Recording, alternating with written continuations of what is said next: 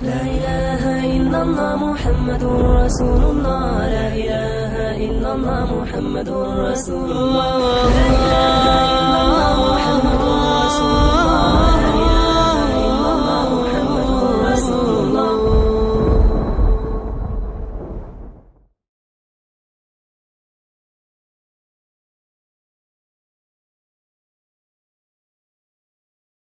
السلام علیکم ورحمۃ اللہ وبرکاتہ۔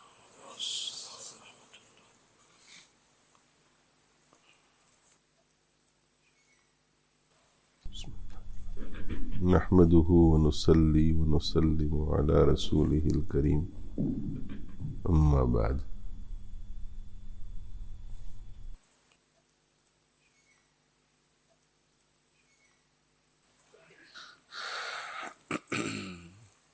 لوگ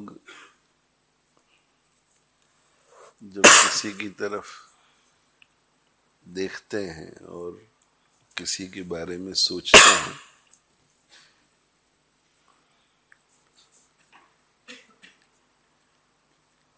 تو اپنی سمجھ کے مطابق سوچتے ہیں،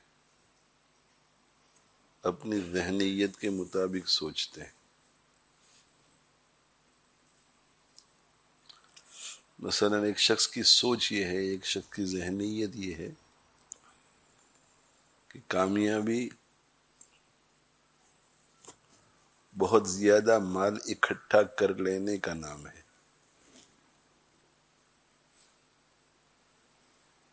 اب جب بھی اس کی کسی پہ نظر جائے گی تو اسی زاویے سے جائے گی، اسی اینگل سے جائے گی،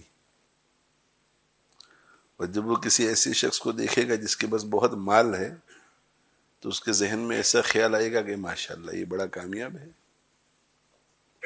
اور جب نظر ایسے شخص کی طرف جائے گی جس کے پاس مال نہیں ہے تو ایسا سمجھے گا کہ یہ ناکام ہے۔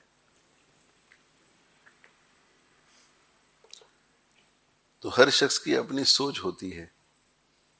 بعض لوگوں کی سوچ یہ ہوتی ہے کہ سیاست کے میدان میں جو ترقی کر جاتا ہے وہ کامیابی ہے، تو جب وہ دیکھتا ہے کہ اوہ یہ تو کاؤنسلر بن گیا، اب یہ تو ایم پی بن گیا، تو ان کے ذہن میں ایسا خیال آتا ہے کہ بڑا کامیاب ہے۔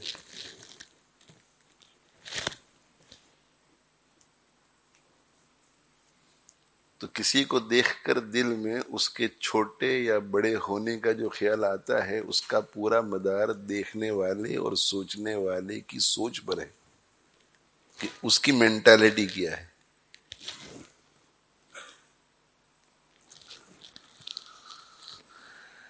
اب فرض کر لیجئے کہ کسی کا ذہن ایسا بنا ہوا ہے کہ اگر کسی کے پاس بہت سارے مکانات ہوں تو یہ کامیابی ہے،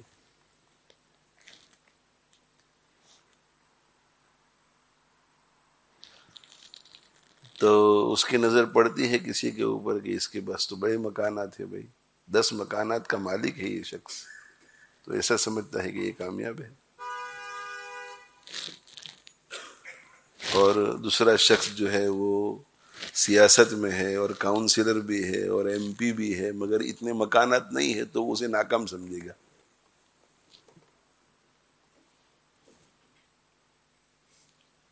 کسی کے ذہن میں یہ بات آ سکتی ہے کہ فیکٹری کا ہونا یہ کامیابی ہے،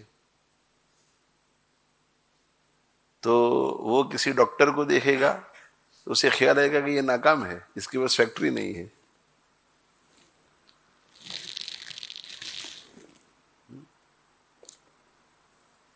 تو ہر شخص کی اپنی ایک سوچ ہوتی ہے اور اس سوچ کے مطابق وہ دیکھتا ہے کہ یہ شخص کامیاب ہے یا ناکام، یہ شخص عزت والا ہے یا ذلیل، یہ شخص بڑا ہے یا چھوٹا۔ تو ہمیں غور و فکر کر کے اس نتیجے پر پہنچنا چاہیے کہ اللہ جل جلالہ و عم نوالہ کی نظر میں بڑا کون ہے۔ اللہ جل جلالہ و عم نوالہ کی نظر میں عزت والا کون ہے، اللہ تعالی شانہ کی نظر میں عظمت والا کون ہے۔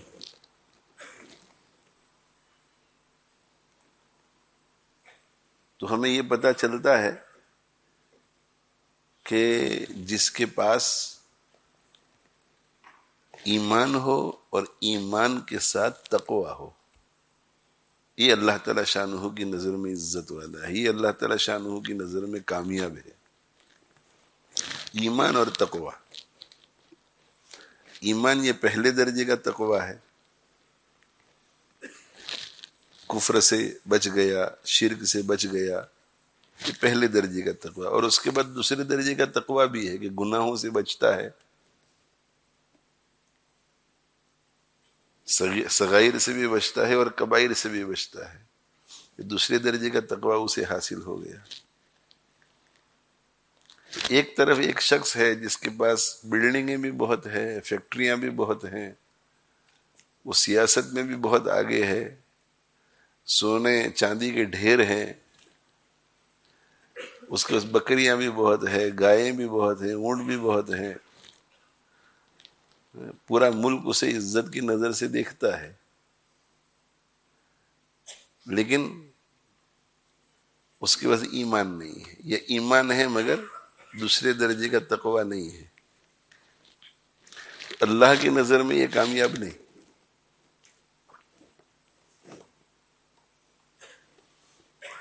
اور دوسری طرف ایک کمزور شخص ہے، غریب شخص ہے، مسکین ہے، جھونپڑے میں رہتا ہے، مشکل سے پیٹ بھرتا ہے، میلے کچیلے کپڑے، اس لیے کہ ایک ہی جوڑ کپڑے ہیں، غسل خانہ وغیرہ کا انتظام نہیں ہے، سٹی میں رہتا ہے، قریب میں کوئی تالاب یا نہر بھی نہیں ہے، مگر اس کے پاس تقوی ہے، اس کے پاس ایمان ہے اور تقوی ہے، تو یہ اللہ کی نظر میں عزت والا ہے۔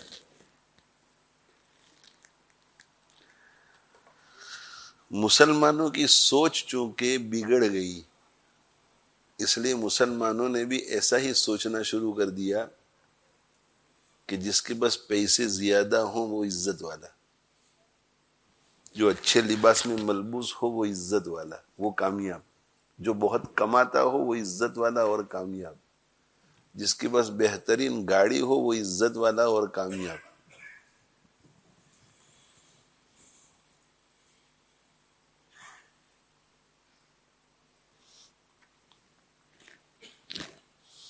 حدیث شریف میں آتا ہے کہ جنت اور جہنم کا مناظرہ ہوا، جنت اور جہنم کا مناظرہ ہوا، اور مناظرہ ہوا تو مناظرے میں اور ڈیبیٹ میں ایک دوسرے کے سامنے ذرا فخریہ انداز میں کہتے ہیں کہ تو کیا جانتا ہے، تیرے پاس کیا ہے، میرے پاس دیکھو، مباحات، تفاخر۔ تو جہنم نے کیا کہا اس کی تفصیل میں نہیں جاتے، اس لیے کہ میرا موضوع وہ نہیں ہے۔ جنت نے بطور تفاخر کے یہ کہا کہ میرے اندر سقط لوگ ہیں، سقط لوگ، قیامت کے دن میرے اندر آنے والے سقط ہوں گے، سقط، سقط الناس ہوں گے۔ اور سقط کس کو کہتے ہیں؟ سقط اس چیز کو کہتے ہیں جو گری پڑی ہو، گری پڑی چیز۔ کسی جگہ کھجوروں کا مارکیٹ ہو تو وہ جو زمین پر گری پڑی کھجوریں ہوتی ہیں وہ اس کو سقط کہتے ہیں، گری پڑی چیز، بہت لو کیٹیگری کی، لو لیول کی چیز۔ تو جہنم نے کیا کہا فخر سے کہ میرے اندر کون لوگ ہوں گے؟ گرے پڑے لوگ ہوں گے۔ تو اس پر سوال کھڑا ہو گیا کہ بھئی گرے پڑے لوگ جہنم میں جائیں گے، گرے پڑے لوگ، بہت لو کیٹیگری کے، لو لیول کے۔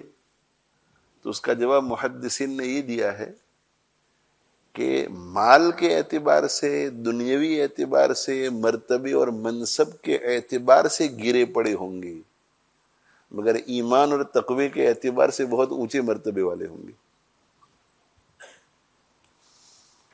تو جنت میں جانے والے لوگ تو گرے پڑے ہوں گے، یعنی دنیا میں جن کو لوگ گرا پڑا سمجھتے ہیں، جس کو یہ کہتے کہ تیری اوقات کیا ہے، تیرے پاس ہے کیا. اور ایمان والے اور تقوی والے، ایمان اور تقوی والے لوگوں میں کچھ لوگوں کو اللہ مال و اسباب بھی دیتے ہیں.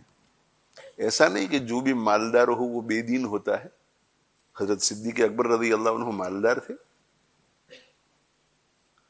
مگر دیندار تھے، ایمان اور تقوی والے تھے. اس درجے کا تقوی تھا کہ انبیاء علیہم الصلاۃ والسلام کے بعد ساری امتیں اکٹھا ہو جائے تو ان امتوں میں سے کوئی ایک فرد ایسا نہیں ہے جو صدیق اکبر کے تقوی کا مقابلہ کر سکے.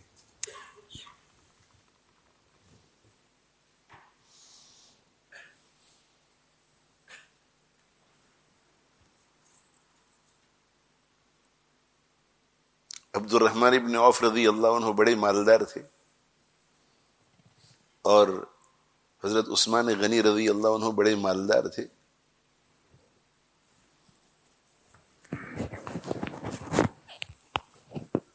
تو ایمان اور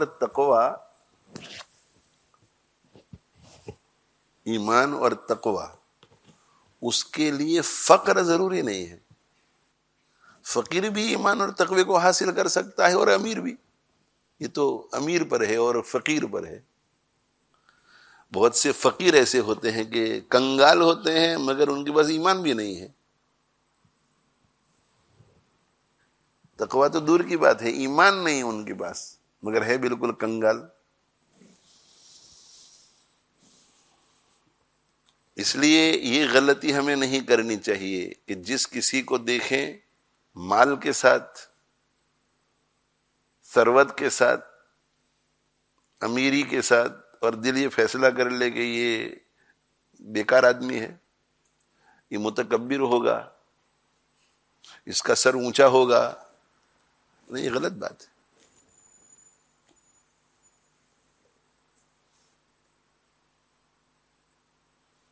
یہ غلط بات ہے. ہاں، اگر کسی کے پاس دنیا کی ساری دولت ہو لیکن ایمان نہ ہو، یا ایمان ہو مگر تقوی نہ ہو، تو ایمان نہ ہو تو 100% ناکام، اور تقوی نہ ہو تو بھی ناکام. 100% نہیں مگر ناکام ضرور، اس لیے کہ اس کے لیے جہنم کا خطرہ ہے. بلکہ ایسے شخص کے لیے ایمان سے محرومی کا بھی خطرہ ہے. کبھی کبھی بد عملی انسان کو موت کے وقت ایمان سے محروم کر دیتی ہے.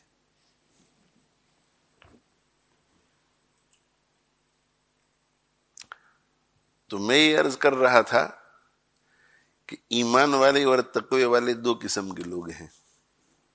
ایمان اور تقوی والے، مالدار بھی ایمان اور تقوی والا ہو سکتا ہے، اور غریب بھی. تو ہم لوگ چونکہ عادی ہو گئے ہیں، ہمارے ذہن بھی، اللہ ہمیں معاف کرے، اللہ ہمیں معاف کرے، طالب علم ہو کر، صاحب علم ہو کر، مومن ہو کر، 5 وقتہ نمازی ہو کر، دل میں عظمت دنیا کی ہے. مال والے کو دیکھتا ہے تو اس کا احترام کرتا ہے، اور کسی بیچارے غریب کو دیکھتا ہے تو اس کے ساتھ. دنیاوی وجاہت والا آتا ہے، ماشاء اللہ ماشاء اللہ ماشاء اللہ، اور گلے لگاتا ہے. اور دنیاوی وجاہت جس کے پاس نہیں ہوتی تو جس کے ساتھ بات کر رہا ہوتا ہے اور یوں کر کے ہاتھ دے دیتا ہے کہ مسافہ کر کے جاؤ، دیکھتا بھی نہیں. اسی لیے ہمارے پیارے حبیب صلی اللہ علیہ وسلم کی سنت یہ ہے کہ ہر ایک کے ساتھ آئی کانٹیکٹ کرتے تھے اور ملاقات کرتے تھے. اس لیے کہ کیا پتا کہ جس کے ساتھ ہم مصافہ کر رہے ہیں اور ملاقات کر رہے ہیں اس کا مقام اللہ کی نظر میں کیا ہو.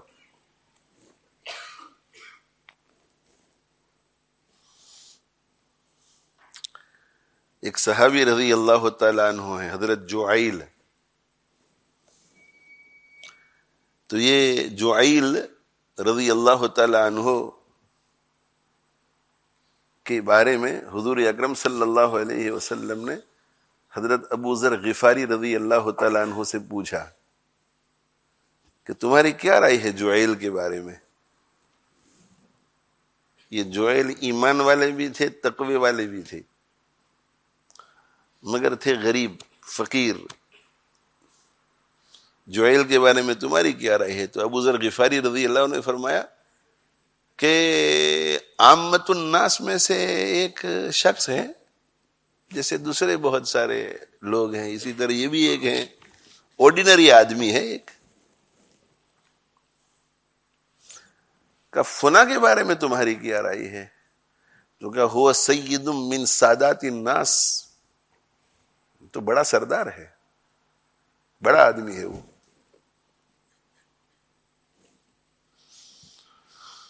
تو اللہ کے نبی صلی اللہ علیہ وسلم نے ارشاد فرمایا کہ یہ شخص جس کو تم بڑا سردار سمجھ رہے ہیں، اگر اس سے پوری دنیا بھر جاوے، پوری دنیا بھر جاوے اس سے، یعنی دنیا میں جتنے انسان ہو وہ سارے کے سارے اس جیسے بن جائیں، تو یہ سارے مل کر جویل ایک کا مقابلہ نہیں کر سکتے۔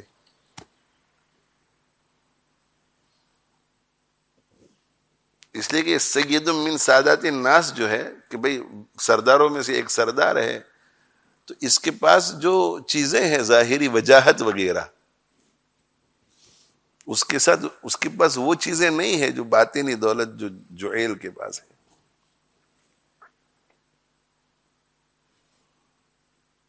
ایک دوسری حدیث میں بھی آپ صلی اللہ علیہ وسلم نے ارشاد فرمایا، ایک غریب شخص کا گزر ہوا تو آپ صلی اللہ علیہ وسلم نے پوچھا صحابہ کرام رضوان اللہ تعالی علیہم اجمعین سے کہ ان صاحب کے بارے میں تمہاری کیا رائے ہے؟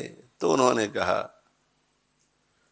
کہ یہ بیچارے ایسے ہیں کہ اگر یہ گفتگو کریں تو کوئی توجہ نہ دیں، یہ اگر بات کرنے جائیں تو کوئی ان کی طرف سنے بھی نہیں۔ لوگ اگر اپنی اپنی باتوں میں مشغول ہوں اور وہ کہے کہ بھئی میری ایک بات ذرا سن لو، تو کہا کہ بات نہ سنے، یا یہ کہ وہ اگر کوئی بات کرنے جاوے تو کہ ذرا میں ابھی بزی ہوں۔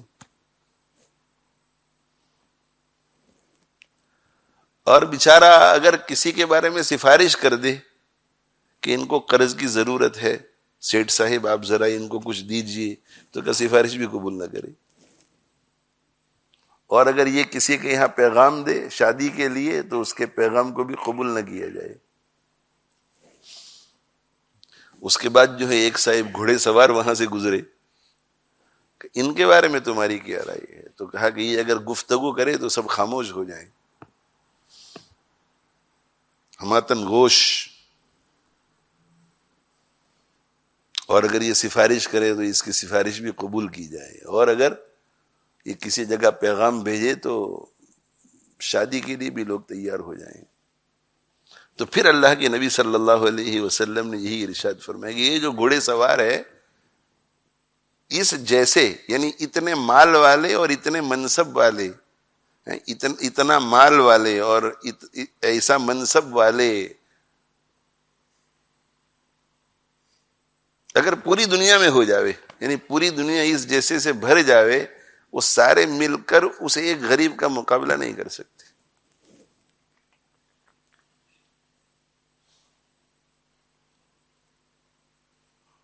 رب رجل، آپ صلی اللہ علیہ وسلم نے ارشاد فرمایا کہ بہت سارے لوگ ایسے ہوتے ہیں اشعث،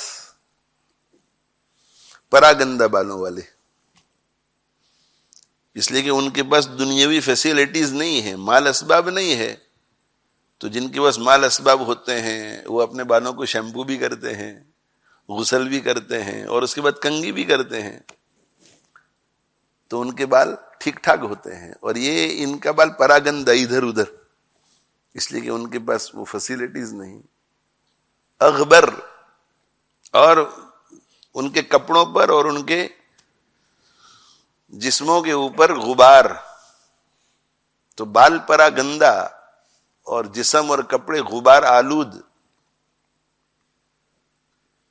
اب ایسا شخص اگر کسی کے دروازے پر جائے اور دروازے کو کھٹکھٹائے تو ایسے لوگوں کو لوگ دھکے مار کر نکال دیتے ہیں، وہ جو خدام ہوتے ہیں نا نوکر، وہی دھکے مار کر نکال دیتے ہیں۔ وہ مدفوعین بالابواب، دروازوں سے دھکے دیے جانے والے۔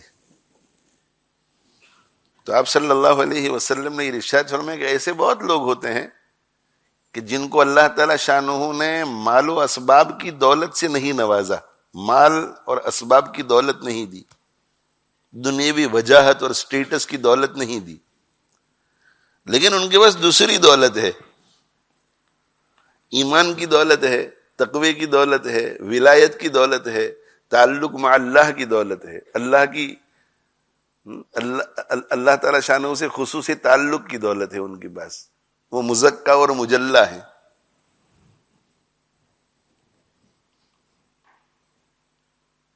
تو آپ صلی اللہ علیہ وسلم نے ارشاد فرمایا کہ بہت سے لوگ ایسے ہیں اشعث، بال ان کے پراگندہ، رف بالوں والے، ایسے کوم کیے ہوئے نہیں، اغبر، اور کپڑے بھی غبار آلود، بدن بھی غبار آلود، وہ مدفوعین بالابواب، اور اگر وہ کسی کے دروازے پر جائیں تو دھکے دیے جائے ان کو۔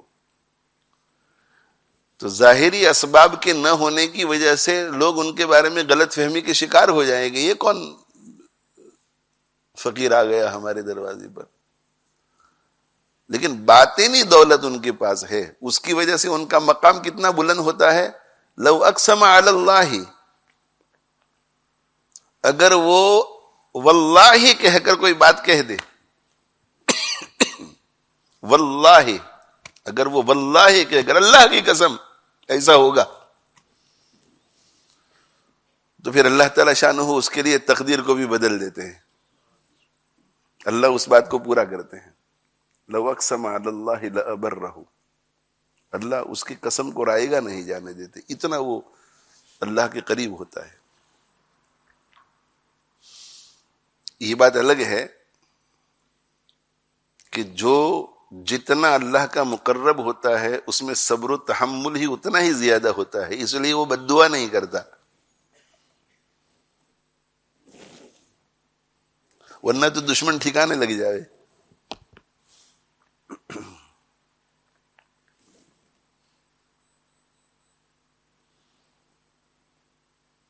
اور ایسا واقعہ حضور اکرم صلی اللہ علیہ وسلم کے زمانے میں پیش آیا۔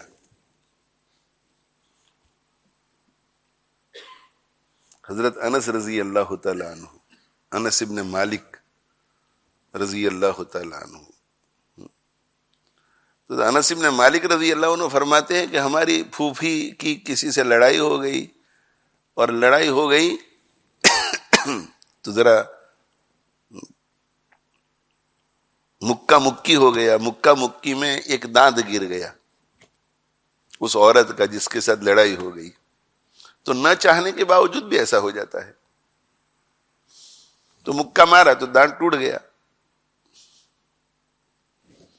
لڑائی میں کوئی ایسی شکل پیش آ گئی جس کی وجہ سے دانت گر گیا۔ اب اسلامی قانون ہے کہ دانت کے بدلے میں دانت،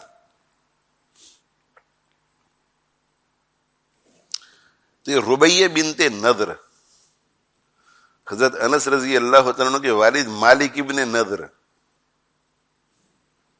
مالک ابن نضر، ان کی بہن ربیہ بنت نضر، ان کو کورٹ میں پیش کیا گیا۔ اللہ کے نبی صلی اللہ علیہ وسلم قاضی تھے، تو اللہ کے نبی صلی اللہ علیہ وسلم نے فیصلہ فرمایا کہ اگر کوئی مصالحت کی شکل نہ نکلے تو دانت توڑ دیا جائے گا۔ جس عورت کا دانت ٹوٹ گیا تھا اس کے خاندان والوں نے منع کر دیا کہ نہ، ہم تاوان واون کچھ قبول نہیں کرتے، پیسے ویسے ہمیں نہیں چاہیے، دانت کے بدلے میں دانت۔ حضرت انس رضی اللہ عنہ کے چچا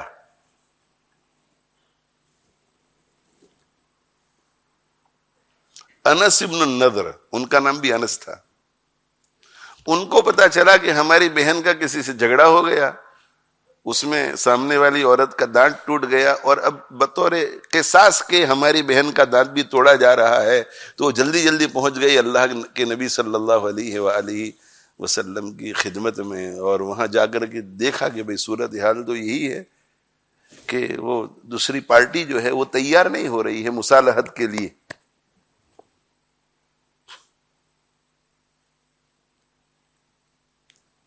بزد ہے وہ، کہ نا ہم تو دانت لے کر کے ہی رہیں گے.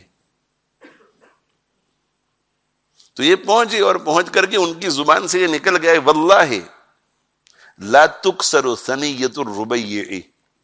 یہ زبان سے نکلا اللہ کی قسم میری بہن ربیع کا دانت نہیں توڑا جائے گا. تو اللہ کے نبی صلی اللہ علیہ وسلم نے فرمایا کہ یا انس، اے انس ذرا جذبات سے نکلو. انس ابن النضر سے کہا، اس لیے کہ اسلام تو عدل سکھاتا ہے، انصاف سکھاتا ہے.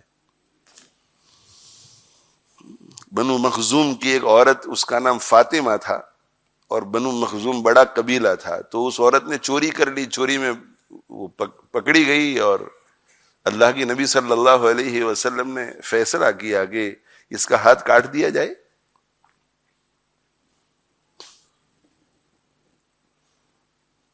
آج کل میرے بھائیوں بدقسمتی سے ہماری زندگیوں سے عدل و انصاف نکل گیا. دیندار لوگوں کا بھی یہ مزاج ہو گیا ہے کہ ہے کون، اس طرف کون ہے اور اس طرف کون ہے، اس کے حق میں فیصلہ کرنے کا نتیجہ کیا ہوگا، اور اس طرف فیصلہ کرنے کا اس کے حق میں فیصلہ کرنے کا نتیجہ کیا ہوگا. مساجد والوں کو بھی اس پہ غور و فکر کرنا چاہیے، ہر قدم پر غور و فکر کرنا چاہیے. مدارس والوں کو بھی، دینی تنظیم والوں کو بھی. بیچارہ جو غریب ہوتا ہے، غریب اس کے بیٹے نے غلطی کی اور وہی غلطی کسی مالدار کے بیٹے نے کی، وہ غریب والے کو روانہ کر دیا جاتا ہے اور مالدار والے کو رہنے دیا جاتا ہے. یہ تو ایک مثال دی میں نے. مسجد کی منتظمہ جو ہے ان کا معاملہ میں بھی ایسا ہی ہوتا ہے. غریب ہے، امیر ہے، کبھی غریب امیر کا معاملہ ہوتا ہے، کبھی رشتہ داری اور غیر رشتہ داری کا معاملہ ہوتا ہے، کبھی قومیت کا معاملہ ہوتا ہے کہ پریڈومیننٹلی یہاں ہندوستان کے رہنے والے لوگ ہیں اور یہ پاکستانی ہے. اس کی سنوائی کہاں ہوگی اگر کچھ کسی کے سامنے کہے، اور یا یہ کہ پریڈومیننٹلی پاکستانی لوگ ہیں، اس میں 2-3 گجراتی لوگ ہیں جو کہ ان کی کون سنے گا؟ نہیں، اللہ سب کچھ دیکھ رہا ہے اور اللہ کے اس کا جواب دینا پڑے گا.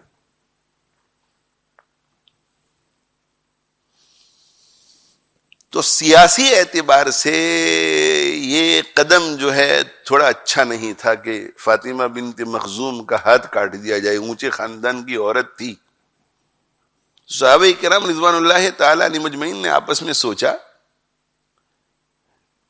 کہ دین کے لیے فائدہ نہیں ہوگا. دین کے لیے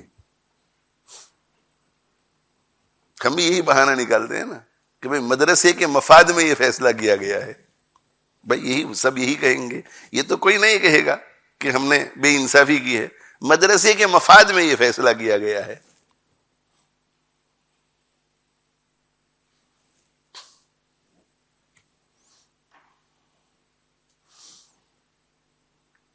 ایک مرتبہ دارالعلوم دیوبند کے تعلق سے ایک اختلاف ہو گیا. اہل دیوبند جو ہے انہوں نے کسی شخص کے بارے میں کہا کہ ان کو شورا میں لے لیا جائے. اب آج کل تو میرے بھائیوں یہ چیزیں بہت اجنبی ہمیں معلوم ہوتی ہے. مفتیوں سے پوچھو کہ مسجد میں اذان کس کو کہنی چاہیے، پوچھو مسجد میں اذان کون کہے، ہر کوئی کھڑا ہو جاتا ہے. خاص طور پہ اس کا اگر کمیٹی والوں سے تعلق ہو یا اس کے کچھ مسجد پر احسانات ہو، مالدار گھرانے کا ہو.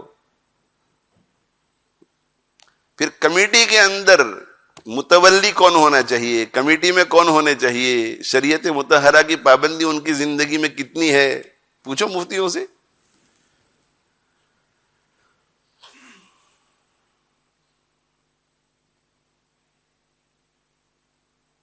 بھئی مسجد چلا رہے ہیں اور شریعت مطہرہ کی پابند نہیں ہے، وہ سوچنا چاہیے نا. اذان کہہ رہا ہے اور چہرے کے اوپر شری داڑھی نہیں ہے، سوچنا چاہیے. امامت کرا رہا ہے اور ازار اس کی ہمیشہ ٹخنوں سے نیچے ہوتی ہے، مگر چونکہ صدر صاحب کا بیٹا ہے اس لیے کوئی نہیں بولتا. بس یہ میں نے کچھ اشارے کر دیے آپ حضرات کو. اس میں لڑائی جھگڑا مت کرو مگر اچھے طریقے سے ہیں. اور علماء کرام اور مفتیان اعظام کو بھی اس کی طرف توجہ کرنی چاہیے. جو با اثر لوگ ہیں دینی اعتبار سے علمی اعتبار سے، ان کی خاموشی کی وجہ سے معاملات بگڑتے بگڑتے بگڑتے بگڑتے یہاں تک پہنچ گئے. مصلحت کا تقاضا ہے. مصلحت کی جمع جو ہے نا مصالح. تو حضرت تھانوی رحمۃ اللہ پہلے زمانے میں یہ مسالہ جو ہے نا مسالہ تو مسالہ خود ایسے کوٹتے تھے، یہ بازار میں سے تیار نہیں آتا تھا. تو جب کھانا پکانا ہوتا تھا تو جس مسالے کی ضرورت ہوتی تھی اس کو ہاون میں رکھتے تھے اور دستے سے اسے کوٹتے تھے. تو حضرت یہ فرماتے تھے کہ مسالے کو جتنا کوٹتے ہیں اور پیستے ہیں اتنا ہی زیادہ کھانا مزیدار ہوتا ہے. تو حضرت فرماتے کہ مصلحت مصالح ان مصالح کو اللہ کی خاطر جتنا آپ توڑو گے دین بھی اتنا ہی مزیدار ہوگا اور معاشرہ بھی اتنا ہی مزیدار ہوگا. یا تو اپنی بزدلی ہے تو دفع مضرت یا جلب منفعت کہ نہیں ان سے ہمیں فائدہ پہنچ رہا ہے، ان کے خلاف نہیں بولنے کا.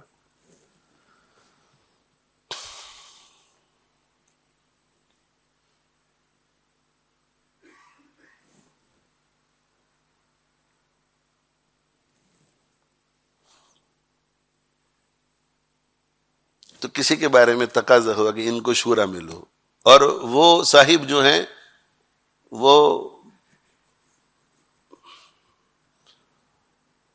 شورا کے ممبر بننے کی صلاحیت نہیں رکھتے تھے مگر با اثر تھے. اور آپ جانتے ہیں کہ جب ایک چھوٹا سا قصبہ ہو اس میں کسی با اثر آدمی کی آپ مخالفت کرتے ہیں اور جہاں لو اینڈ آرڈر اتنا مضبوط نہ ہو تو وہاں پر پورے کے پورے خاندان کھڑے ہو جاتے ہیں وہ ادارے کے خلاف، محتمم کے خلاف. تو حضرت گنگوہی رحمۃ اللہ علیہ اس وقت سرپرست تھے. تو حضرت گنگوہی رحمۃ اللہ علیہ کی خدمت میں حضرت تھانوی رحمۃ اللہ علیہ وغیرہ نے عرض کیا کہ حضرت ہمارا خیال یہ ہے کہ یہ خلفشار سے بچنے کے لیے، ہنگامے سے بچنے کے لیے ان کو ہمیں اندر لے لینا چاہیے. اور شورا میں تو ہم لوگ ہیں تو میجورٹی ہماری ہے، ان کی بات چلنے نہیں دیں گے ہم. ایک آدمی جو ہے وہ کیا کر سکے گا؟ بات تو ہماری ہی چلے گی. ہم 5 ہیں 7 ہیں 10 ہیں، یہ اکیلے ہیں تو ان کو لے لیتے ہیں تو سانپ بھی مر گیا اور لاٹھی بھی نہیں ٹوٹی، ہنگامہ بھی فروا ہو جائے گا اور مدرسے کو کوئی نقصان نہیں پہنچے گا. تو حضرت تھانوی رحمۃ اللہ علیہ نے کیا فرمایا؟ حضرت تھانوی رحمۃ اللہ علیہ نے فرمایا کہ مدرسہ مقصود نہیں ہے، اللہ کی رضا مقصود ہے. یہ حضرت گنگوہی نے فرمایا مدرسہ مقصود نہیں. مدرسہ ہمارے ہاتھوں سے چلا جاوے، مدرسہ بند ہو جاوے، کوئی حرج نہیں. مقصود کیا ہے؟ رضا الہی، اللہ کو راضی کرنا. اور ایسے بے دین شخص کو شورا میں لینا یہ اللہ کی نافرمانی ہے، اور اللہ کی نافرمانی سے اللہ ناراض ہوگا.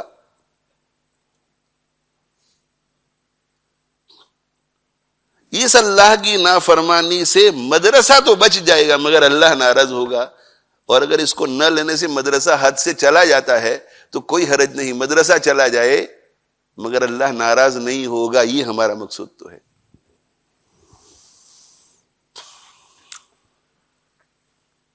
تو ہوتا ہے ایسا، اہل مدرسہ، اہل مدارس، اہل تنظیم، جماعتوں، جمعیتوں، اسلامی اسکول، ریلیف والے، مدارس چلانے والے، مسجد چلانے والے، ان کو رضا الہی کا خیال کرنا چاہیے.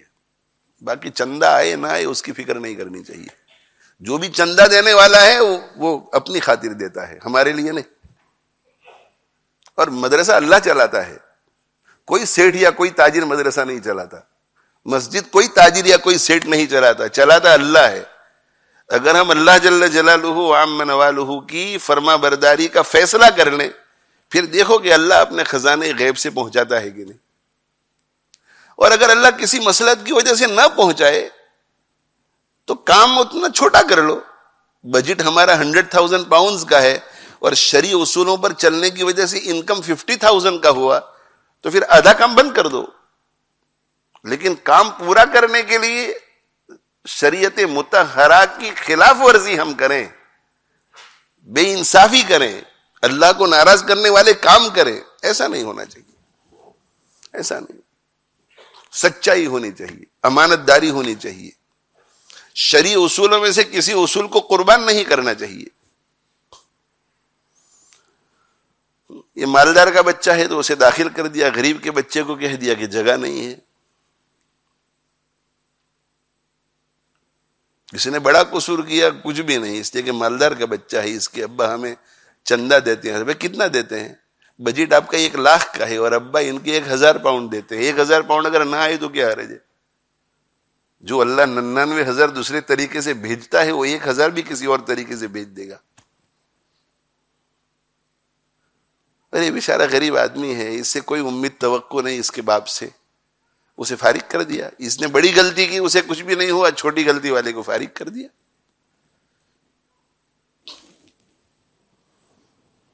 ایسا نہیں. اسلام کیا سکھاتا ہے؟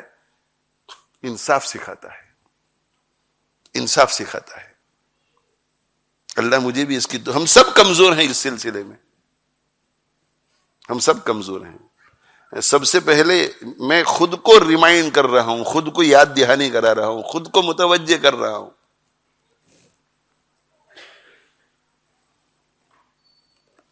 مصر میں حضرت عمرو بن عاص رضی اللہ تعالیٰ عنہ گورنر ہیں. عمرو بن عاص کوئی چھوٹے آدمی نہیں تھے, بہت بڑے آدمی, عمرو بن عاص رضی اللہ تعالیٰ عنہ. اور وہاں کا مقامی ایک رہنے والا قبطی,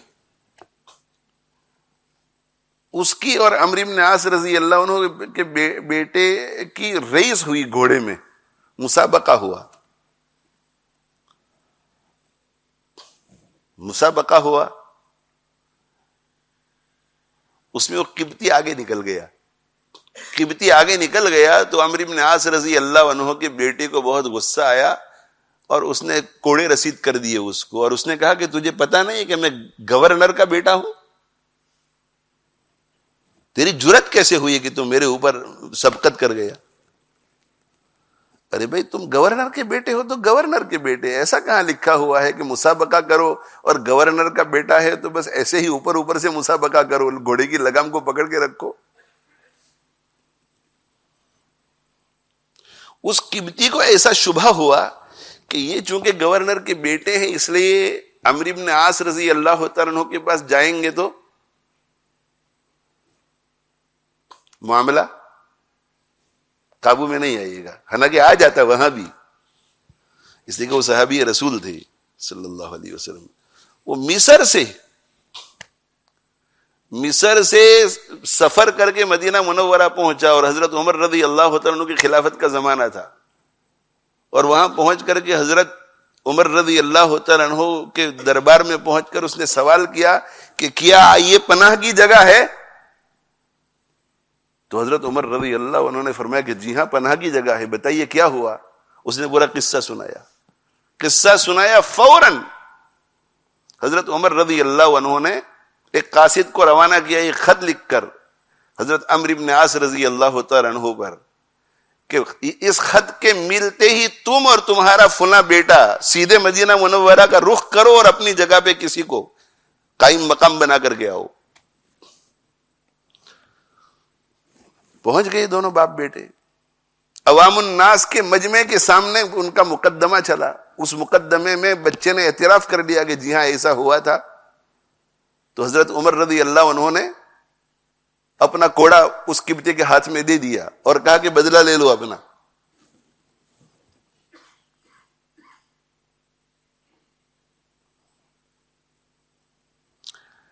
اور اس وقت جو ہے حضرت عمر رضی اللہ تعالی عنہ نے ایک تاریخی جملہ فرمایا. کیا فرمایا آپ نے؟ متستعبدتم الناس وقد ولدتهم امہاتهم احرارا. ماؤں نے اپنے بچوں کو آزاد اور فری جنا ہے, تم نے ان کو غلام بنانا کب سے شروع کر دیا؟ فری ہے, فریڈم ہے سب کا اپنا, تم نے ان کا فریڈم چھیننا کب سے شروع کر دیا؟ حضرت عمرو بن عاص پر بھی بہت غضبناک ہوئی حضرت عمر رضی اللہ تعالی عنہ. انہوں نے کہا کہ امیر المومنین معافی چاہتا ہوں، میرے علم میں یہ بات آئی نہیں تھی.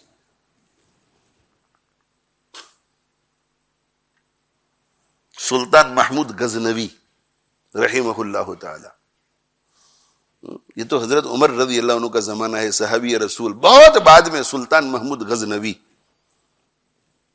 بڑے اللہ والے تھے. میرے بھائیوں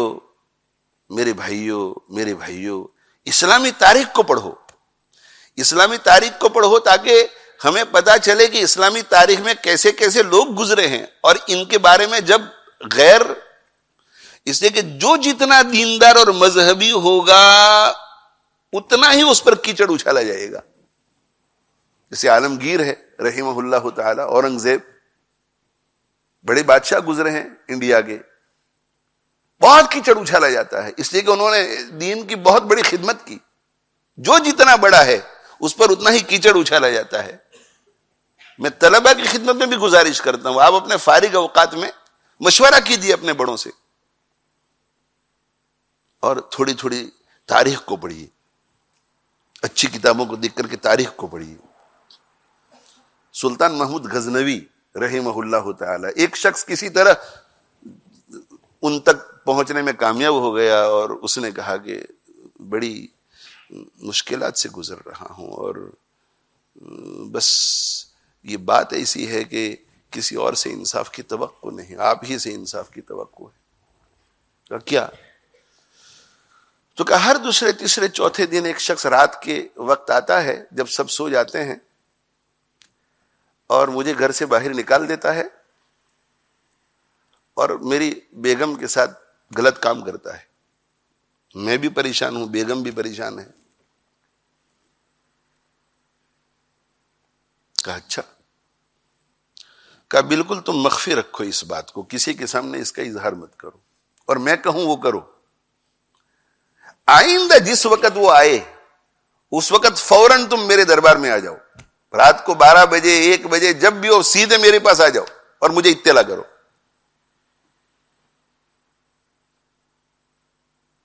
بہت اچھی بات ہے.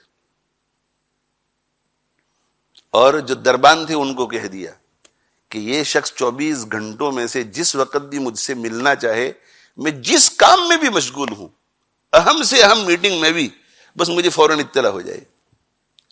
چند دن گزرے کہ رات کے وقت وہ پہنچا اور سیدھا سلطان کے پاس چلا گیا. سلطان کو اطلاع کی کہ بھئی وہ نالائق پھر پہنچا ہے. سلطان اپنے گھوڑے پر ہتھیار سے لیس ہو کر کے سیدھے اس کے ساتھ چلے اور اس کے گھر میں گئے. اس کے گھر میں، اور اس کے گھر میں جا کر، وہ اندھیرے کا ماحول تھا، اس کے گھر میں جا کر، ظاہر ہے کہ مرد اور عورت میں فرق تو اندھیرے میں بھی ہو جاتا ہے. اس کے گھر میں گئی اور گھر میں جا کر بس اس کا سر ہی قلم کر دیا، اس کا سر قلم کر دیا اس ظالم کا. اور سر قلم کرنے کے بعد اس گھر کے مالک سے کہا کہ اب جو ہے چراغ جلاؤ. چراغ جلایا اور چراغ جلا کر کے دیکھا کہ کون تھا. دیکھنے کے بعد سجدے میں گر گیا سلطان.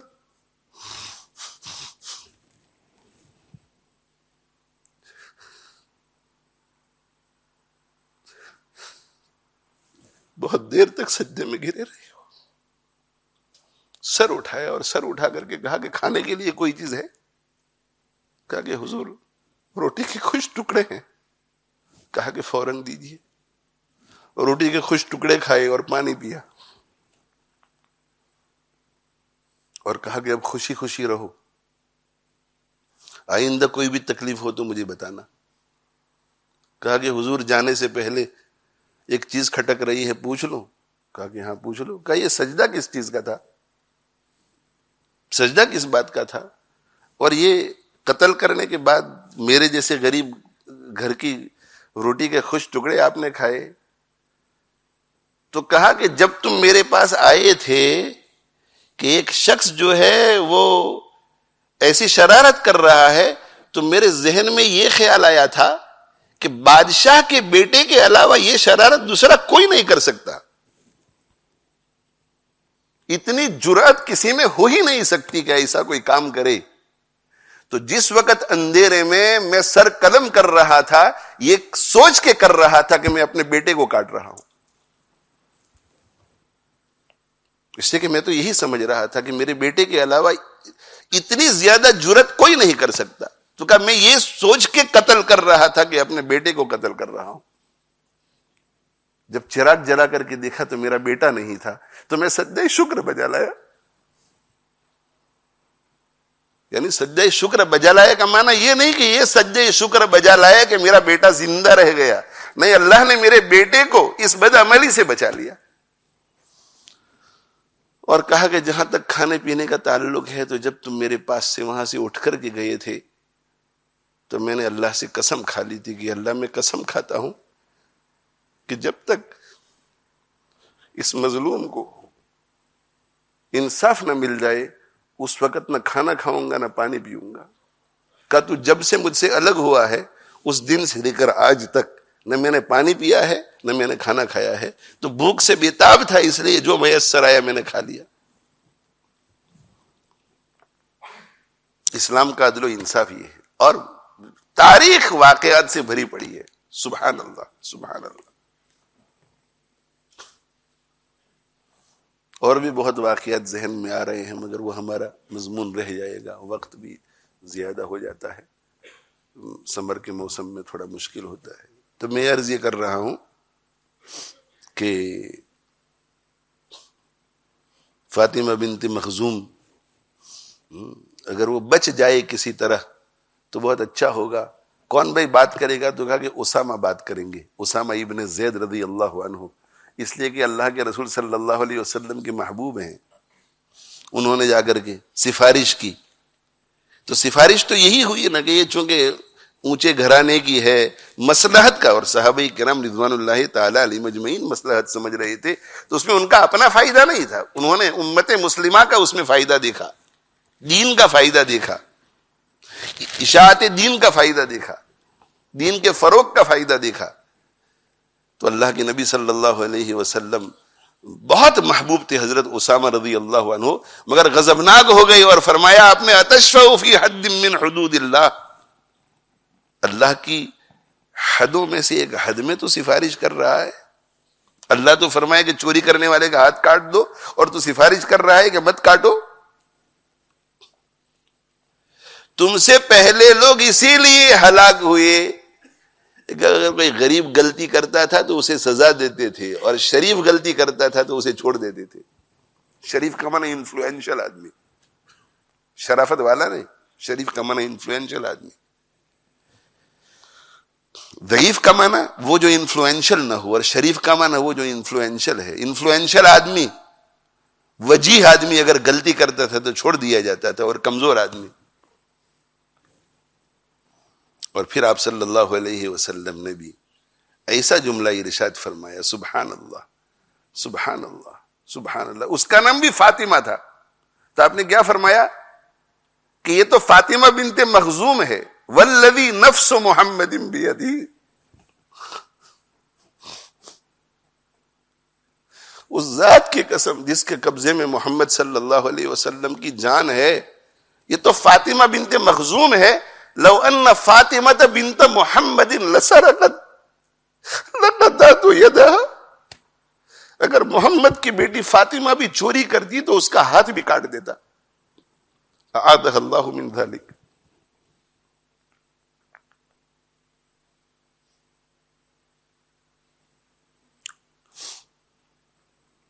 تو خیر میرے بھائیوں، میں یہ عرض کر رہا تھا کہ ہم لوگوں کے ذہن بھی ایسے بن گئے ہیں. احترام کس کا ہے زیادہ؟ ایک مالدار شخص آتا ہے، مالدار شخص، اور دیندار بھی ہے، تو دینداری کی بنیاد پہ اس کا احترام کرو، مالداری کی بنیاد پر نہیں. اور اگر ایک کاؤنسلر آتا ہے، کوئی ایم پی آتا ہے، کوئی مالدار شخص آتا ہے جو کسی قوم کا بڑا ہے، سردار ہے، تو اس کے مرتبے کی وجہ سے اس حد تک اس کے ساتھ تعلق رکھو. اس کا بھی احترام کرو. انزل الناس منازلہم، جی لوگوں کو ان لوگوں کے ساتھ ان کے مرتبے کے مطابق معاملہ کرو. اذا جاءکم کریم قوم فاکرموہ، جب تمہارے پاس کسی قوم کا معزز شخص آئے تو اس کا اکرام کرو. مگر دل کو ٹٹولو نا، دل کو ٹٹولو کہ کیا اس کا احترام اس حدیث وجہ سے کیا جا رہا ہے یا اس کے مال و دولت کی وجہ سے کیا جا رہا ہے، جو ہدایہ مل رہے ہیں اس کی وجہ سے کیا جا رہا ہے، جو چندہ مل رہا ہے اس کی وجہ سے کیا جا رہا ہے.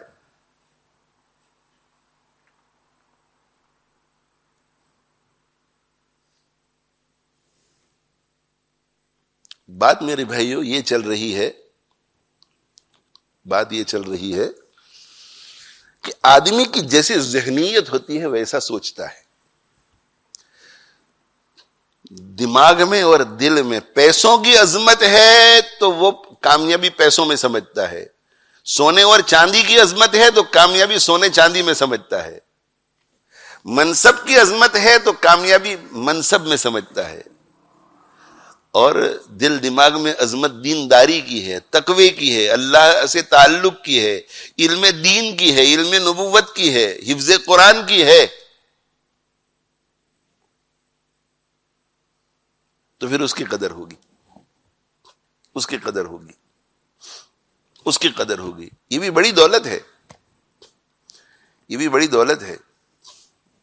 حافظ ابن تیمیہ رحمہ اللہ تعالی، ایک مرتبہ ان کو کسی بات پر قید کر دیا گیا، ناراض ہو گیا وقت کا سلطان اور ان کو قید کر دیا گیا.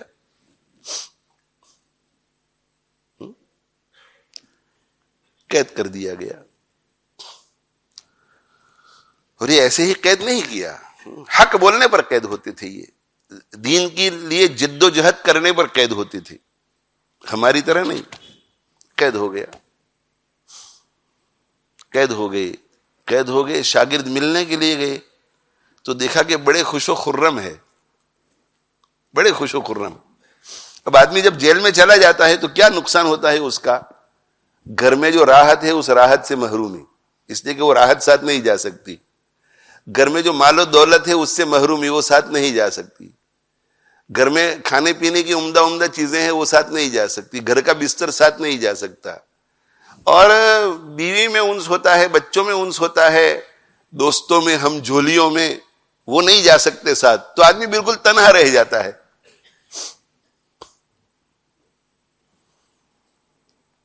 تو چند دنوں کے بعد جب جاتے ہیں تو چہرہ بہت پھیکا پھیکا سا ہو جاتا ہے، پیل ہو جاتا ہے، ذرا بہت لو فیلنگ ہوتا ہے. مگر دیکھا گیا ابن تیمیہ رحمۃ اللہ علیہ بڑے مزے میں ہیں، ساری دولتیں گھر اور وہ قید خانے میں. تو کہا کہ حضرت کوئی فرق نظر نہیں آتا. تو فرمایا کہ فرق کیوں نظر آوے، ہماری راحت اور ہماری جنت تو ہمارے دل میں ہے، ہمارے دل میں ہے. وہ کیا؟ قرآن ہمارے دل میں ہے، حدیثیں ہمارے دل میں ہے، فقہ اور عقیدے ہمارے دل میں ہیں، اخلاق حسنہ ہمارے دل میں ہے. جیل سے باہر ہیں تو بھی اس میں ہم محو رہتے ہیں، اور جیل کے اندر ہے تب بھی اس میں محو رہتے ہیں. یہ ہم سے کوئی نہیں چھین سکتا، کوئی نہیں چھین سکتا. تو جس کا تعلق علم سے ہو جائے، جس کا تعلق ایمان سے ہو جائے، جس کا تعلق یقین سے ہو جائے، جس کا تعلق اخلاق حسنہ سے ہو جائے، جس کا تعلق اللہ سے ہو جائے، جس کا تعلق نبی صلی اللہ علیہ وسلم سے ہو جائے، یہ سارے تعلقات اگر ہو جائیں اور اس کی عظمت اور اس کی قدر و قیمت دل میں اتر جاوے، تو پھر وہ اسی اینگل سے دیکھے گا، اسی زاویے سے دیکھے گا. پھر وہ قدر کس کی کرے گا؟ مال والے کی نہیں، علم والے کی. فیکٹری والے کی نہیں، پھر وہ قدر کس کی کرے گا؟ تقوی والے کی. فیکٹری والے کی بھی اگر قدر کرے گا تو تقوی کی بنیاد پر، علم کی بنیاد پر. پھر وہ سیاہ سفید میں فرق نہیں کرے گا، سیاہ سفید میں فرق نہیں کرے گا. پھر اس کی زبان سے وہ عرب عجم میں فرق نہیں کرے گا، وہ غلام اور آزاد میں فرق نہیں کرے گا. اس کی زبان سے کیا نکلے گا؟ بلال سیدنا. کیا کہے گا وہ؟ بلال سیدنا. عمر رضی اللہ عنہ بنو عدی سے تعلق رکھتے ہیں، قریش کے خاندان سے، بہت اونچا خاندان بنو عدی، اور خود بڑے باوجاہت، بڑی باوجاہت، تقریباً لگ بھگ 30 سال کی عمر میں انہوں نے اسلام قبول کیا، 30 سال کی عمر میں. تو جب انہوں نے اسلام قبول کیا، بعثت کے وقت بھی یہی 30، مجھے اس وقت پورا مستحضر نہیں، مگر 30 کے لگ بھگ آگے پیچھے کچھ عمر ہوگی. تو ایک ینگ آدمی ہے. تو مکہ مکرمہ میں جو بڑے بڑے منصب تھے ان میں سے ایک منصب سفارت، ایمبیسڈر، سفیر. تو کسی بھی قوم کے ساتھ کچھ بات چیت کرنی ہو تو وہ سفیر جاتا ہے. تو زمانہ جاہلیت میں جب اللہ کے نبی صلی اللہ علیہ وسلم کو نبوت سے سرفراز کیا گیا، اس وقت قریش کے سفیر کون تھے؟ 2 بڑی بڑی منسٹریز تھی ان کے یہاں مکہ مکرمہ میں. ایک سیدانہ حجابہ دونوں، اور دوسری یہ سفارت. سفارت میں آدمی دوسری قوموں کے وفود آتے ہیں تو ان سے ملتا ہے، تو فیض یہ ہوتا ہے پوری قوم کا. اور خود کہیں جانا پڑتا ہے تو یہ جاتا ہے، نمائندگی کرتا ہے. یہ دنیاوی اعتبار سے بہت بڑا منصب، اور وہ دوسرا دینی اعتبار سے بہت بڑا منصب. یعنی سیدانہ کا معنی یہ کہ بیت اللہ کا وہ ذمہ دار، چابی اس کے پاس رہتی تھی. تو حضرت عمر رضی اللہ تعالیٰ عنہ اسلام قبول کرنے سے پہلے اتنا اونچا مقام تھا کہ ان کو سفیر منتخب کیا گیا تھا، حالانکہ اس وقت بڑی بڑی عمر کے لوگ موجود تھے.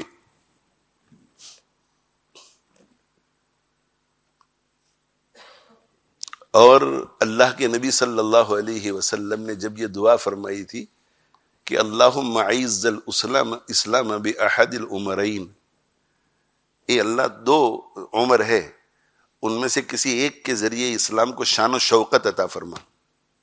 اسلام اس وقت ذرا کمزور ہے، قوت عطا فرما ان دونوں میں سے کسی ایک کے ذریعے. عمر بن الخطاب او عمرو بن ہشام، ابو جہل وجاہت تھی اس کی بھی، اور مال و دولت بہت زیادہ. عمر میں بھی بڑا تھا، حضور صلی اللہ علیہ وسلم کے چچا تھے. اور حضرت عمر رضی اللہ تعالیٰ عنہ کے پاس مال و دولت تو اتنی نہیں، مگر غیرت تھی، کردار تھا. تو اللہ یا تو اس کے ذریعے یا ان کے ذریعے. تو 2 کا نام لیا تو کوئی تو بات ہوگی حضرت عمر رضی اللہ عنہ میں. اور پھر اللہ تعالیٰ شانہ نے دعا کو قبول کر لیا ان کے حق میں، حضرت عمر رضی اللہ عنہ کے حق میں.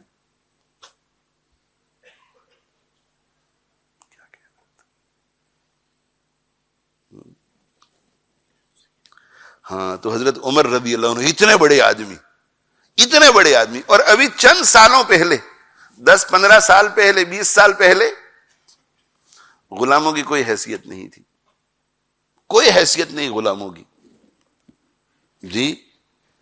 مگر اس کے باوجود حضرت عمر رضی اللہ عنہ ایک تو غلام، اور پھر وہ بھی حبشے کا غلام، حضرت بلال رضی اللہ عنہ. مگر کہتے بلال سیدنا، بلال ہمارے سردار ہیں، بلال ہمارے سردار ہیں. اور ان کو آزاد کس نے کیا ہے؟ ہمارے سردار نے. بلال سیدنا آتقہ سیدنا، بلال ہمارے سردار ہیں، ان کو ہمارے سردار ابو بکر نے آزاد کیا ہے. اب بلال اور ابو بکر ایک جیسے لگ رہے تھے ان کو، ایک ہی صف میں کھڑے ہو گئے محمود و ایاز، ایک ہی صف میں کھڑے ہو گئے محمود و ایاز. محمود سلطان اور ایاز غلام، لیکن اسلام نے دونوں کو ایک صف میں لا کر کے کھڑا کر دیا. جس کے پاس ایمان ہوگا، تقوی ہوگا، وہ آگے چلا جائے گا. من بطا بہ عملہ لم یسرع بہ نسبہ، جس کو اس کا عمل پیچھے رکھے گا، اس کی خاندانی شرافت اسے آگے نہیں لے جا سکے گی. یا فاطمہ، تو یہ فاطمہ سلینی من مالی ما شئتی، مال میں سے جو چاہے مانگ لے. فإنی لا اغنی عنک من اللہ شیئا، میں اللہ کے یہاں تجھے کچھ کام نہیں آ سکوں گا. یہ مت سمجھنا کہ میں ان کی بیٹی ہوں اس لیے بغیر عمل کے، بغیر تقوی کے میرا سب کچھ بن جائے گا. نہ، انقذی نفسک من النار. اپنی پھوپھی کو کہہ رہے یا صفیہ یا عمت رسول اللہ، یہ میری پھوپھی صلی اللہ علیہ وسلم، انقذی نفسک من النار فإنی لا اغنی عنک من اللہ شیئا، میں کچھ کام نہیں آ سکوں گا.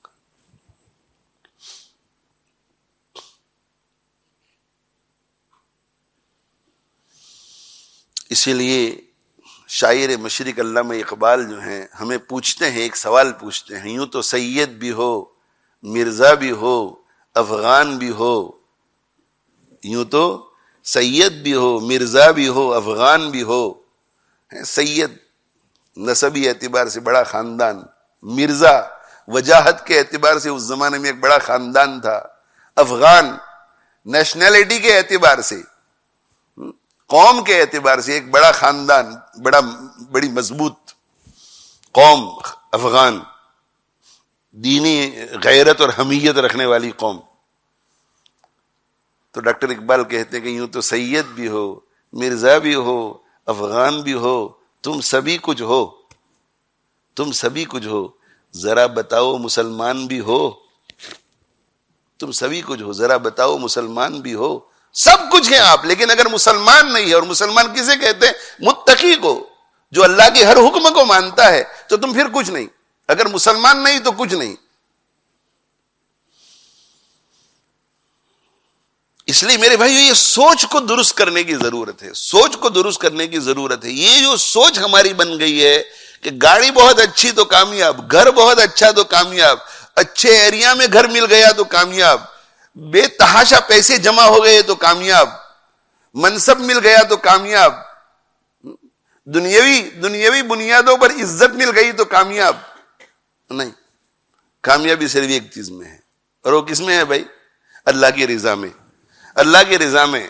دو آدمی لڑ رہے ہیں اور جو اللہ کو نہیں مانتا اس نے اللہ کے ماننے والوں کو تلوار کے گھاٹ اتار دیا. تو یہ قتل کرنے والا کامیاب نہیں، وہ قتل ہونے والا کامیاب. اس لیے کہ قتل کرنے والا قتل کرنے کے بعد بھی اللہ کا نافرمان ہے، اور وہ قتل ہونے والا قتل ہونے کے بعد بھی اللہ کا فرما بردار ہے. صحت مند ہے مگر اللہ کا نافرمان تو کامیاب نہیں، اور بیمار ہیں مگر اللہ کا فرما بردار ہے تو کامیاب. ذلت کے نقشوں میں گھرا ہوا ہے مگر اللہ کا فرما بردار ہے تو کامیاب. اور چاروں طرف سے عزت ہی عزت ہے مگر اللہ کا نافرمان ہے تو ناکام.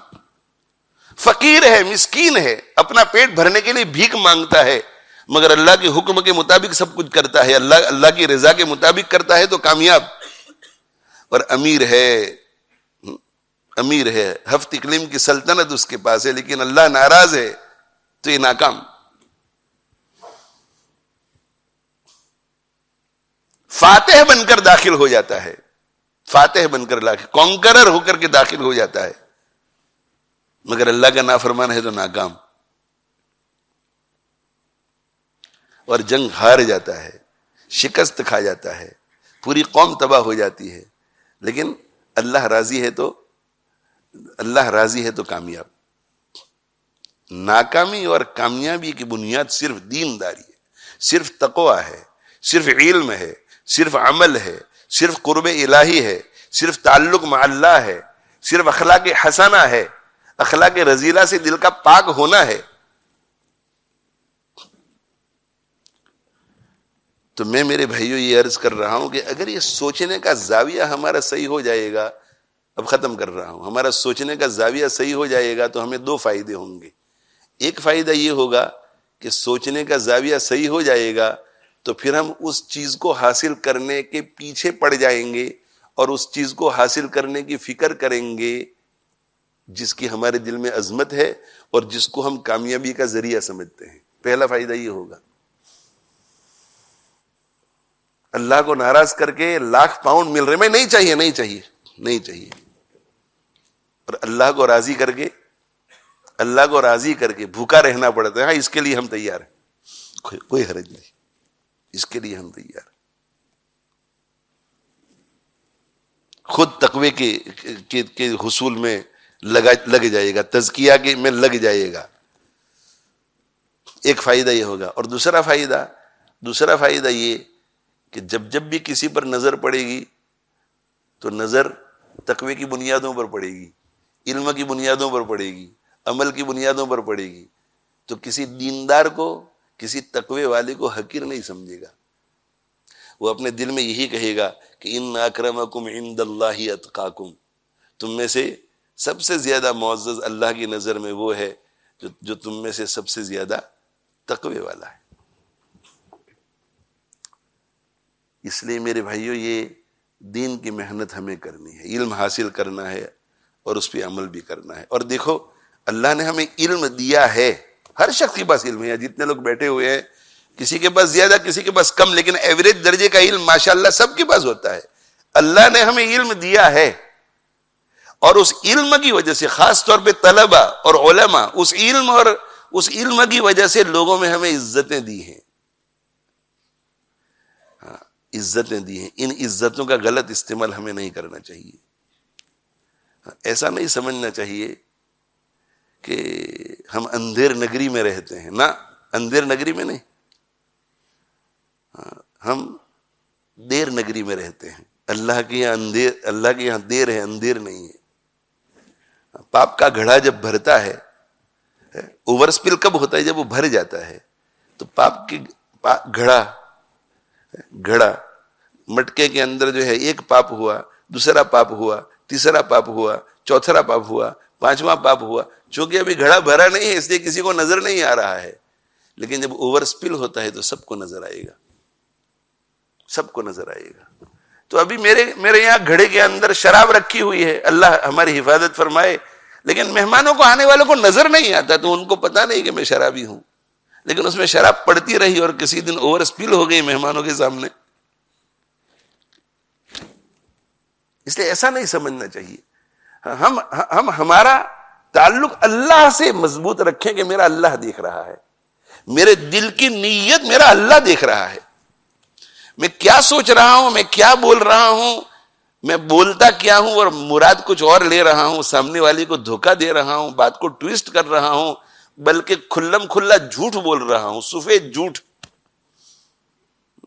میں امریکہ میں بیٹھا ہوا ہوں اور وہاں مجھ سے کسی کا تعلق ہے، میں اس کے سامنے مفتی ایوب صاحب کی اور مفتی ابراہیم صاحب کی یا مولانا احمد صاحب کی بات چیت کرتا ہوں، اور مجھے ایسا لگتا ہے کہ میں اگر الٹی سیدھی بات بھی کہہ دوں ان کو کیا پتا چلے گا، ان کو کیا، یہ تو جا کر کہنے والا ہے نہیں. بھائی ان کو پتا چلے نہ چلے، اللہ علیم و خبیر کو اسی وقت پتا چل رہا ہے، اور اس کی سزا صرف آخرت میں نہیں دنیا میں بھی دے گا، دنیا میں بھی دے گا. کوئی اچھائی کرتا ہے تو اچھائی کا بدلہ آخرت سے پہلے اللہ کچھ نہ کچھ دنیا میں بھی دیتے ہیں، اور جو برائی کرتا ہے تو اس کا مزہ آخرت سے پہلے دنیا میں بھی کچھ نہ کچھ چکھاتا ہے. اللہ تعالی شانہ مجھے آپ کو عمل کی توفیق دے. اس لیے میرے بھائیوں علم کو خوب حاصل کرو، اچھے اچھے علماء کے ساتھ بیٹھو، صحیح العقیدہ، خدا ترس، آخرت کی فکر پیدا کرنے والے اور آخرت کی فکر رکھنے والے علماء کے ساتھ بیٹھو، تاکہ ہمارے علم میں بہت ساری غلطیاں ہم جہل کی وجہ سے کرتے ہیں. بہت دیندار لوگ، ایسے لوگ جن کا خانقاہوں سے تعلق ہے، علماء سے تعلق ہے، اور جن کا دعوت و تبلیغ سے تعلق ہے، بہت غلطیاں کرتے ہیں، بڑی بڑی غلطیاں کرتے ہیں، بڑی خطرناک غلطیاں کرتے ہیں، اس لیے کہ انہیں پتہ ہی نہیں کہ ہم غلطیاں کر رہے ہیں. نہیں، علماء کے پاس صرف علماء سے تعلق مت رکھو کہ ہمارا فلاں مولانا سے بہت تعلق ہے، مسافہ بھی کیا اور ہدیہ بھی دے دیا اور ان کو گھر بلا کر کے چائے بھی پلا دی اور ان کے گھر بھی جا کر کے چائے پی لی. نہیں، یہ تعلق نہیں. تعلق تعلم کا رکھو، سیکھنے کا تعلق رکھو. یہ اصل تو یہ ہے، تعلم، سیکھنے کا تعلق رکھو ان سے. ہمارا ڈاکٹر صاحب سے بہت تعلق ہے، بہت تعلق ہے، بہت تعلق ہے. ارے بھائی تعلق بہت ہے، ان کو چائے پلا دیتے ہیں، ان کی چائے پی لیتے ہیں، کبھی اپنی بیماری کے بارے میں تو ان سے بات چیت نہیں کرتے، تو اس تعلق کا کیا فائدہ؟ ان کی ایکسپرٹیز جو ہے اس سے فائدہ اٹھانا چاہیے. تو علم حاصل کرو، اور علم کی روشنی میں جو بات صحیح نظر آ جائے کہ یہ صحیح ہے تو اس کے لیے کتنی ہی قربانی کیوں نہ کرنی پڑے میرے بھائیوں، بس نفس کو قربان کرو، نفس کو مٹاؤ، نفس کو مٹاؤ، اور اللہ کے حکم کو بجا لاؤ، اللہ کے حکم کو پورا کرو. اپنے ویمز اینڈ ڈیزائرز پر مت چلو، اپنی خواہشات پر مت چلو، اپنی سوچ کے مطابق مت چلتے رہو. علماء، ان العلماء ورثۃ الانبیاء، علماء انبیاء علیہم السلام کے وارث ہے، ان کے پاس علم ملتا ہے، اس لیے کہ یہ وراثت وہاں سے 1400 سال سے چل رہی ہے، وہ علماء ہی میں چل رہی ہے، اور یہ کہیں اور نہیں جاتی، علماء میں جاتی ہے یہ. اور عمل کرو، اور عمل کر کے دوسروں کو بھی عمل پہ لاؤ، دوسروں کو بھی عمل پہ لاؤ، دوسروں کو بھی سمجھاؤ. اب جس چیز کو سمجھ چکے ہیں دوسروں کو بھی سمجھاؤ. اگر ہم نے ایسا کر لیا تو انشاءاللہ اللہ تعالی شانہ جو ہے ہمارے دلوں میں جو دین کی عظمت ہے اس وقت جیسی بھی ہے اس کو جھلا دیں گے اللہ تعالیٰ. اس میں جھلا پیدا ہوگی اور بالکل کلیئر کٹ ہوگا, اس میں نور پیدا ہوگا اور پھر اچھی طرح سے دین سمجھ میں آئے گا اور اس میں پھر برکت بھی ہوگی. برکت کا معنی یہ کہ اس میں اور نور پیدا ہوگا اور علم بڑھے گا, اس میں عمل کی توفیق بھی ہمیں ملے گی. اللہ تعالی شانہ مجھے آپ کو عمل کی توفیق دے. تو بھائی تقوی کو بنیاد بناؤ, خود بھی فکر کرو کہ ہمارے اندر تقوی آ جائے, خود اپنے لیے بھی اور اپنی اولاد کے لیے, کہ ہمارے اندر بھی تقوی آ جائے, ہماری اولاد میں بھی تقوی آ جائے, ہمارے اندر بھی علم آ جائے, ہماری اولاد میں بھی علم آ جائے. اور ایک آخری بات جو ذہن میں آ گئی تو عرض کر دوں کہ جو لوگ اپنے بچوں کو اور بچیوں کو مدارس کے حوالے کرتے ہیں طلب علم کے لیے, ان کی خدمت میں گزارش ہے کہ صرف ان کو باہر کے ماحول سے بچانے کی نیت سے مدرسوں میں مت بھیجو. جیسی نیت ویسی برکت. بہت سے جو ہمارے عوام الناس ہے جو علم کی قدر و قیمت کو نہیں جانتے, وہ مدارس میں صرف اپنے بچوں کو اس لیے بھیجتے ہیں کہ اسکول کالج میں میرے بچے بگڑ جائیں گے, میں نہیں چاہتا کہ میرے بچے بگڑے, تو بگاڑ سے بچانے کے لیے میں اس کو مدرسے میں بھیج رہا ہوں. تو آپ کی جتنی نیت ہوتی ہے بس اتنا ہی ہوتا ہے. وہ بچہ عقیدے کے اعتبار سے بچ جاتا ہے اور بہت بڑے بڑے برے اعمال سے بچ جاتا ہے. نہیں, اس لیے نہیں. اپنے دل میں علم کی عظمت پیدا کرو کہ میں چاہتا ہوں کہ علم جیسی دولت میرے بیٹے کو ملے, میری بیٹی کو ملے, اور یہ حاملین علم بن کر علم دین کی حفاظت اور علم دین کی اشاعت کرنے والے بنے. یہ امام بخاری رحمۃ اللہ علیہ اور امام مسلم رحمۃ اللہ علیہ اور مزید جو ہمارے اسلاف ان سے پہلے کے ان کے بعد کے جو گزرے ہیں ہمارے بزرگوں تک, ان کی طرح علم دین کی حفاظت کرنے والے بنے اور دور دور تک اس علم کو پہنچانے والے بنے, اس دین کو پہنچانے والے بنے, امت کو اعمال پر لانے والے بنے. میں اس لیے میرے بیٹے کو بھیج رہا ہوں. میرے والد صاحب رحمۃ اللہ علیہ نے ایک مرتبہ مجھ سے کہا کہ بیٹا میں تو جب تہجد کی نماز پڑھتا ہوں تو سجدے میں گر جاتا ہوں اور تیرے لیے دعا کرتا ہوں کہ اللہ میرے بیٹے کو ایسا عالم بنانا کہ وہ علم پر عمل کرے اور دنیا کے کونے کونے سے میرے بیٹے کو لوگ دین کی بات سننے کے لیے بلائیں. یہ ویژن ہونا چاہیے کہ میرے بیٹے کے ذریعے پورے عالم میں دین عام ہو, دین پھیلے. یہ جو بڑے بڑے حضرات گزرے ہیں وہ ایسے ہی تھے کہ ان کے ماں باپ نے ان کے لیے, تو ماں باپ کی جو تمنائیں تھی تو اولاد جو ہیں وہ ماشاءاللہ اولاد, اور خود طالب علم کی بھی تمنا کا بہت بڑا دخل ہوتا ہے. تو اولاد جو ہے وہ دین کی خدمت میں لگی ہوئی ہے. کوئی مشہور ہے, کوئی مشہور نہیں ہے, کوئی زیادہ مشہور ہے, کوئی کم مشہور ہے, لیکن لگے ہوئے ہیں, وہ لگے پڑھانے میں لگے ہوئے ہیں, امامت میں لگے ہوئے ہیں. دین ان کا مشغلہ دین ہے, ان کا مشغلہ دین ہے, دین کی حفاظت, دین کی اشاعت, دین کی حفاظت, دین کی اشاعت. اللہ جل جلالہ وعم نوالہ ہمیں توفیق عطا فرمائے. حضرت مولانا ابراہیم ڈیسائی صاحب رحمۃ اللہ علیہ ہمارے دارالعلوم بری کے استاد حدیث تھے, مسلم شریف پڑھاتے تھے, اور بلیک بن سے ایک گاڑی اساتذہ اور کام کرنے والوں کی آتی تھی, اس کا ایکسیڈنٹ ہو گیا تھا, اس میں حضرت شہید ہو گئے تھے. تو ان کا دارالعلوم بری کے جلسے میں میرا ابھی داخلہ ہوا تھا اور شاید 2-2.5 مہینے ہی ہوئے تھے داخلے کے بعد عربی اول میں کہ دارالعلوم بری کا سالانہ جلسہ ہوا, اور یہ دورہ حدیث کا پہلا سال تھا. تو ابھی وہ جلسہ شروع ہوا, تو ابھی جلسہ پہلا جلسہ میرے لیے داخلے کے بعد پہلا جلسہ تھا. اس میں حضرت کا بیان ہوا, بہترین بیان کرتے تھے. اب تو حضرت کے کئی مواعظ پر مشتمل 3 جلدوں میں ان کے مواعظ چھپے ہیں, بہترین بیانات ہیں. تو اس میں انہوں نے اخیر میں بیان ختم کرتے ہوئے جو دعائیں مانگی, ان دعاؤں میں سے ایک دعا یہ تھی, اے اللہ اسی پر ہمیں زندہ رکھ اور اسی پر ہمیں موت عطا فرما.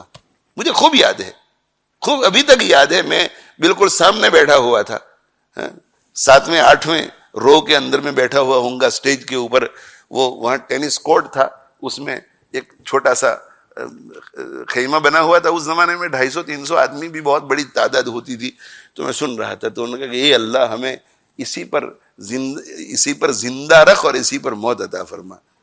تو ایکسیڈنٹ ہوا, ایکسیڈنٹ میں وفات ہوئی, اور جب لوگ وہاں پہنچے تو دیکھا کہ انتقال کر چکے ہیں, سیٹ میں بیٹھے ہوئے ہیں, اور وہ کتاب جو ہے مسلم شریف یا جو بھی جس کا مطالعہ کر رہے تھے وہ آپ کے سینے کے اوپر پڑی ہوئی ہے, اور اس پر آج بھی غالباً خون وغیرہ بھی لگا ہوا ہے.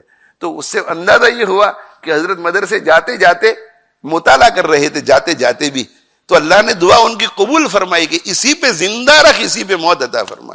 حضرت عبداللہ ابن مبارک رحمہ اللہ تعالی جو 6 مہینے قتال فی سبیل اللہ میں خرچ کرتے تھے اور 6 مہینے حدیث پڑھانے میں, ان سے کسی نے پوچھا کہ حضرت اگر آپ کو پتا چل جائے کہ ملک الموت ابھی آنے والے ہیں تو آپ کس عمل میں مشغول ہونا پسند کریں گے؟ عبداللہ ابن مبارک امیر المومنین فی الحدیث, اپنے زمانے کے, امام بخاری کے استاد, امام ابو حنیفہ کے شاگرد, اتنے بڑے آدمی ہیں, تو ان کو تو سارے اعمال کا پتا تھا.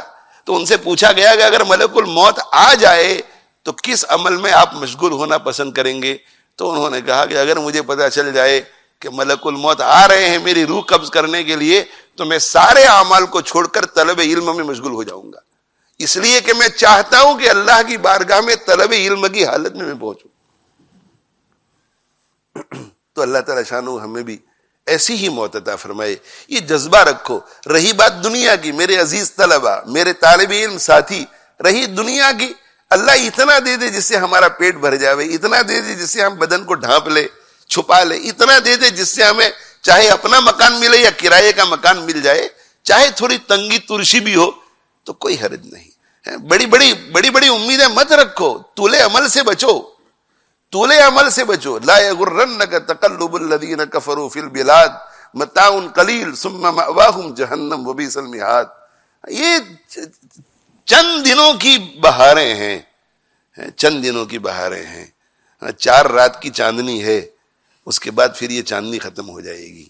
لیکن اگر تنگی ترشی کے ساتھ ہم اسی کو مشغلہ بنائیں گے 24 گھنٹے کا, امت کی فکر, امت کو اللہ سے جڑنے کی فکر, خود بھی ہم اللہ سے کیسے جڑ جائیں, امت کو, اللہ کے بندوں کو اللہ سے کیسے جوڑیں, اس فکر میں اگر ہماری زندگی کھپ گئی میرے بھائیوں, تو آپ کی محنت, آپ کے اساتذہ کی محنت اور آپ کے ماں باپ کی محنت انشاءاللہ ٹھکانے لگ جائے گی. اللہ تعالی شانہ مجھے بھی آپ کو بھی اس کی توفیق عطا فرمائے.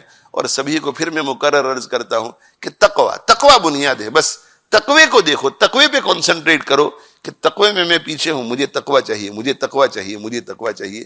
اللہ تعالی شانہ مجھے آپ کو عمل کی توفیق عطا فرماوے. وآخر دعوانا ان الحمدللہ رب العالمین وصلی اللہ علی نبینا محمد وعلی آلہ واصحابہ اجمعین. اللهم لك الحمد كما أنت أهله فصل وسلم على سيدنا محمد كما أنت أهله وافعل بنا ما أنت أهله فإنك أهل التقوى وأهل المغفرة. اللهم اقسم لنا من خشيتك ما تحول به بيننا وبين معاصيك ومن طاعتك ما تبلغنا به جنتك ومن اليقين ما تهون به علينا مصائب الدنيا ومتعنا اللهم بأسماعنا وأبصارنا وقواتنا أبدا ما أحييتنا واجعله الوارث منا واجعل ثارنا على من ظلمنا ولا تجعل مصيبتنا في ديننا ولا تجعل الدنيا أكبر همنا ولا مبلغ علمنا ولا إلى النار مسيرنا واجعل الجنة هي دارنا. اللهم كل خير لكل مسلم ومسلمة. اللهم إنا نسألك من خير ما سألك منه نبيك محمد صلی اللہ علیہ وسلم ونعوذ بك من شر ما استعاذ منه نبيك محمد صلی اللہ علیہ وسلم وانت المستعان وعليك البلاغ ولا حول ولا قوة الا بالله.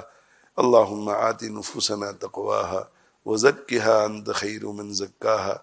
اللهم وفقنا لما تحب وترضى واجعل آخرتنا خيرا من الأولى. اللهم زينا بزينة الإيمان واجعلنا هداة مهتدين. اللهم اهد الناس جميعا. ربنا تقبل منا إنك أنت السميع العليم وتب علينا إنك أنت التواب الرحيم. رب اغفر وارحم وأنت خير الراحمين. سبحان ربك رب العزة عما يصفون وسلام على المرسلين والحمد لله رب العالمين. وآخر دعوانا أن الحمد لله رب العالمين برحمتك يا أرحم